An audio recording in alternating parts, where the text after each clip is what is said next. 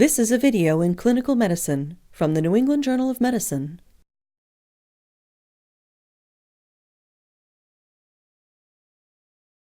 Evidence suggests that the risk of major central venous line complications, particularly line-related bloodstream infections, is lower when the subclavian approach is used. This video will identify the landmarks and procedure for placement of a subclavian central line. Specific contraindications for the placement of a central venous line in the subclavian vein include infection of the area overlying the target vein and thrombosis of the target vein, and fracture or suspected fracture of the clavicle or proximal ribs. Coagulopathy, while not an absolute contraindication, should be of greater concern with the subclavian approach because of the difficulty in applying direct pressure to the artery and vein as they pass under the clavicle. To assure that there is the highest level of sterility, the operator should wear a sterile gown and gloves, as well as a surgical cap, mask, and face shield. Most of the equipment can be found in commercially prepared kits, and should include skin preparation solution, sterile towels or drape sufficient to cover the entire body, 1% lidocaine, sterile 4x4 gauze, non-luer lock or slip-tip syringes, which are easy to remove from the needle, a number 11 blade scalpel, saline or heparinized flushing solution, a catheter with the appropriate length and number of lumens, a compatible skin dilator, usually 1 French larger than the line, an appropriate sized needle, a guide wire of compatible size, which will pass through the catheter and needle, suture, and a needle driver. There are numerous types of central venous catheters to choose from.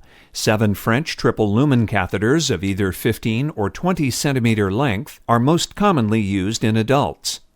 For resuscitation or dialysis, large bore catheters are preferable since there is less resistance to flow than the smaller bore types, allowing for much higher infusion rates, although large bore peripheral IVs often allow even more rapid fluid administration than central venous lines. For small adults and children, or for those in whom access to the subclavian vein is difficult, 5 French and 4 French catheters can be used. If there are no contraindications, proceed by placing the bed in a 10 to 15 degree Trendelenburg position to decrease the risk of air embolism and to engorge the vein. Turn the patient's head so that the chin points away from the vein. A small roll can be placed under the spine to help make the clavicles more prominent. Identify the clavicle. The subclavian vein flows just under the middle third of the clavicle, while the artery runs posterior and superior to the vein. The middle third begins at the point where the clavicle angles posteriorly and is joined by the costoclavicular ligament. It is only in this middle third that the vein closely approximates the clavicle. Because ultrasonography does not penetrate bone, usage is more challenging than in internal jugular placement. But several articles suggest it facilitates placement. To identify landmarks using ultrasonography, place the probe just proximal to the insertion site. The vein and artery can be distinguished either by the compressibility of the vein or by using Doppler flow to demonstrate pulsatility in the artery. Prepare the area by scrubbing the skin with chlorhexidine for 60 seconds and drape the site. Be sure to include all landmarks within the sterile field. If the patient is conscious, explain that his or her face will be covered, but that breathing will not be obstructed, and that he or she can signal for attention by raising his or her hand. Flush the lumens of the central line with saline or heparin, and ensure that the guide wire threads easily through your needle. Remove the cap from the port through which the guide wire will be threaded. This is commonly the longer lumen. In a patient who is awake or minimally sedated, the skin should be infiltrated with a local anesthetic, such as 1% lidocaine, with a 25-gauge needle to help minimize pain on insertion of the catheter. Using the insertion needle, approach the site at a 30-degree angle to the skin, with the long axis of the needle directed toward the sternal notch.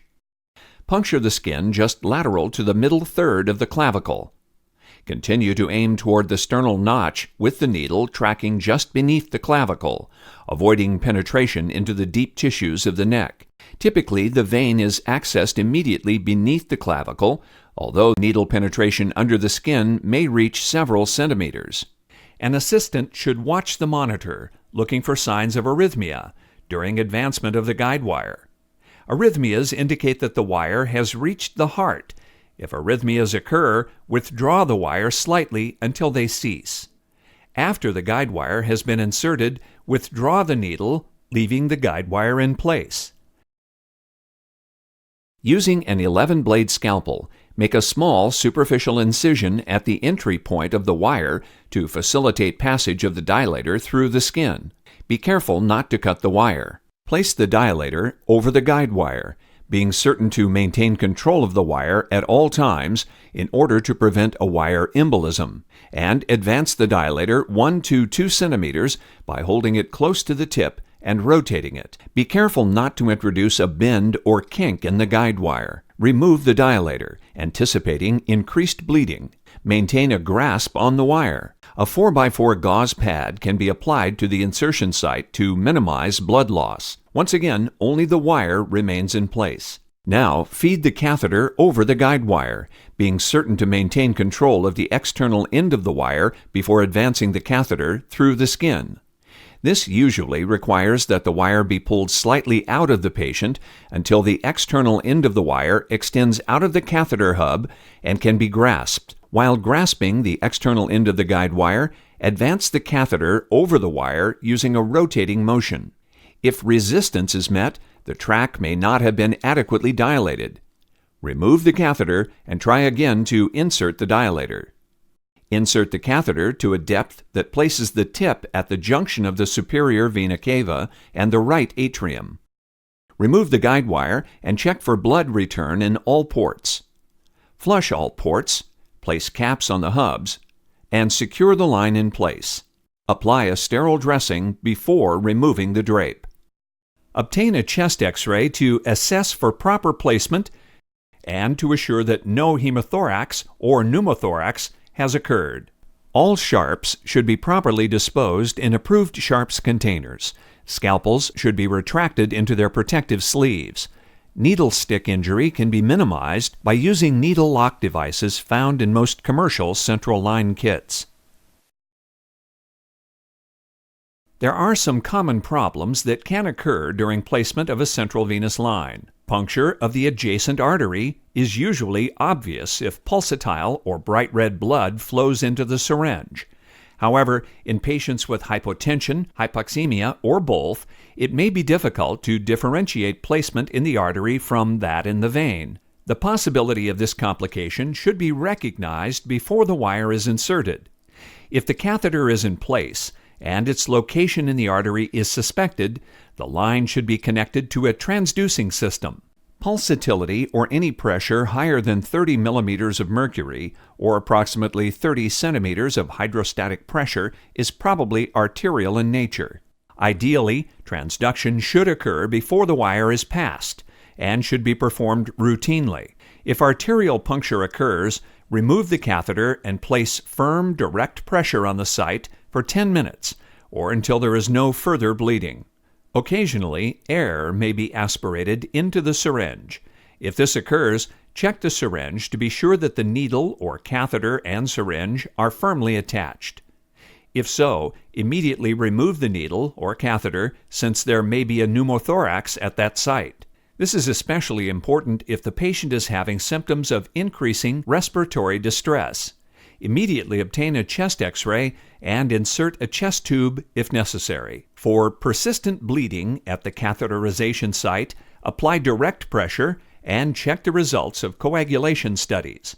Replace blood products as necessary. If bleeding continues, there may be an arterial or venous tear that requires surgical exploration.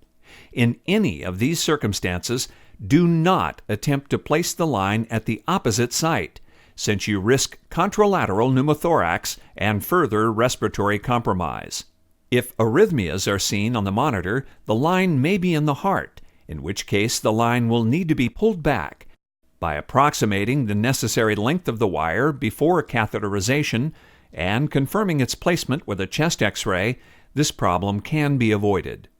Always be sure to work within a sterile field when placing a central venous line, and to keep the site clean after placement to prevent local or systemic infection. If the wire will not thread through the needle, you may need to adjust the placement of the needle, since it may have inadvertently been advanced during manipulation. If so, adjust the needle and re-aspirate to be sure that you are still within the vessel. If you are unable to re-establish blood flow, remove the needle and start over. If the vein has been difficult to cannulate, the presence of a clot in the needle will further complicate assessment of whether the vein has been successfully entered. In this circumstance, remove the needle and flush it thoroughly with saline to clear it before reattempting placement of the line. A sterile dressing should be placed on the insertion site. The dressing should be changed daily, and whenever blood or liquid accumulates or it loses its seal. In order to minimize the potential for infection in the central venous line, the following precautions should be observed. The number of times the line is accessed should be kept to a minimum. Each time the line is accessed, this should be done under either sterile or clean conditions. The access site should be prepared with an alcohol-based solution. There should be a daily assessment to determine whether the central line is still needed, so that it can be removed as soon as it is no longer necessary. A central venous line is a convenient and often necessary tool in the treatment of the critically ill patient. However, one must always be aware of the potential for infection.